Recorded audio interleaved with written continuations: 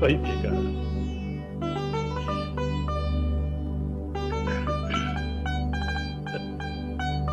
ஒவ்வொரு மனுஷனும் ஏதோ ஒரு போதையில தான் தன்னோட தோல்வியை கசப்ப எப்படியாவது மறக்க முயற்சி பண்றான்.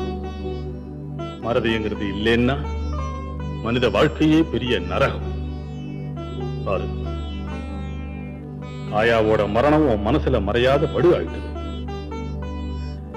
தாயையே நீ எதிரியா நினைச்சு ஒதுங்குற. முன்னையோ பின்னையோ எல்லாரும் போறவங்கதான்.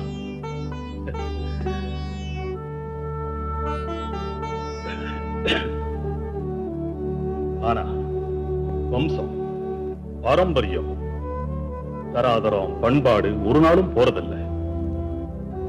அதை காப்பாத்துறதுக்காகவே ஒரு சிலதை ஒழிக்க வேண்டியிருக்கு, ஒதுக்கவும் வேண்டியிருக்கு.